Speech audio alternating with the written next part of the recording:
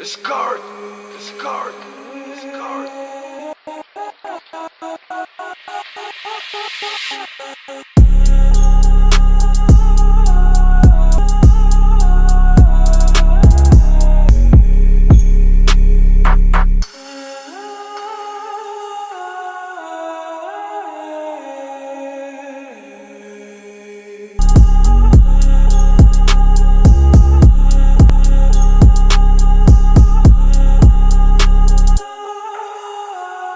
What's good, guys? We're finally back home from Peru.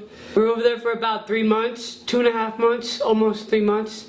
We left in April. We just got back the first week of June. It was a great first experience to get my feet wet. It's obviously a stepping stone, something I'm grateful for, but there's a lot of highs and lows and pros and cons that happen, and I'm really just gonna explain all that in this video. My time in Peru as an experience was amazing. In the basketball professional sense, it was a little shaky, a little bumpy, but getting to go to Peru and be there for over 2 months, seeing a part of the world, seeing South America that I never thought I'd be months ago, when I was sleeping on the floor homeless. Seeing the world all because of basketball was amazing. I got to see some wonders of the world that were beautiful. I got to meet people from other parts of the world that I probably would have never met if I never went. And I made some connections and made some friendships that I'll cherish forever. I learned what I need to take into my next experience, my next opportunity. It's a blessing that I got to go over there, but let's dive into the pros and cons. One of the pros from getting to go to Peru and playing basketball was just getting to travel and see the culture. Like I said, I got to see a bunch of landmarks and a bunch of geological areas that were amazing and beautiful. And I'm just grateful that I got to go there because of basketball and just see different things. Another pro that came from this was seeing what I need to work on.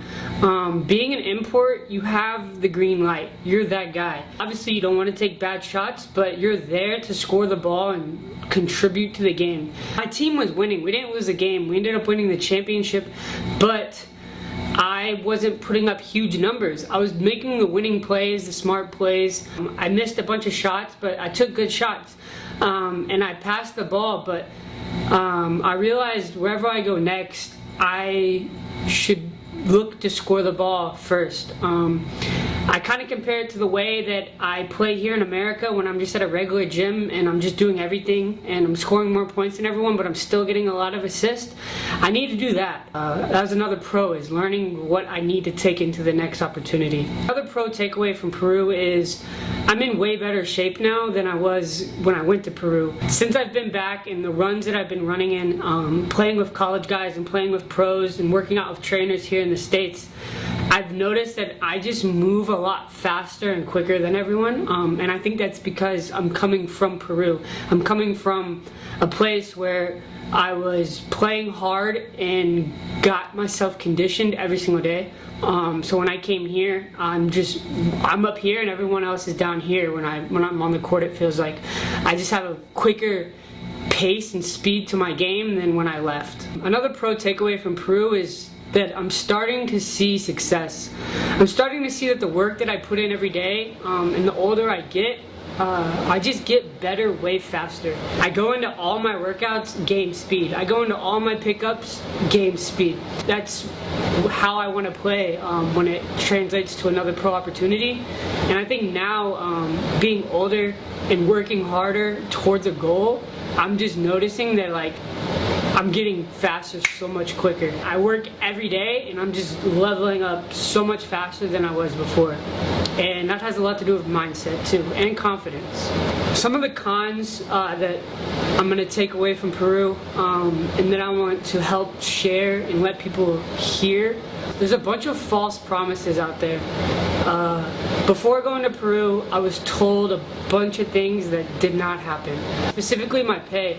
Before going to Peru, I was told a certain scale of the pay that I was going to receive, and flights that were going to be covered, and none of that happened. I was provided housing and food in Peru, but I never saw a penny. One reason I took the risk to go over there was because I was comfortable that my bills were going to get paid, and my bills ended up not getting paid. I ended up barely surviving in Peru, and thankfully for my family, I was able to edge out every single dollar I had until the day I left.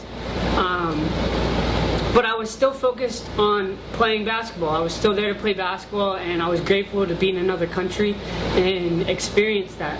Another con that I'm going to take away from Peru is one of my coaches really, he wasn't the most professional. I'm not going to say any names, but I got treated very poorly over there, and I actually ended up getting removed from the team right before the playoffs.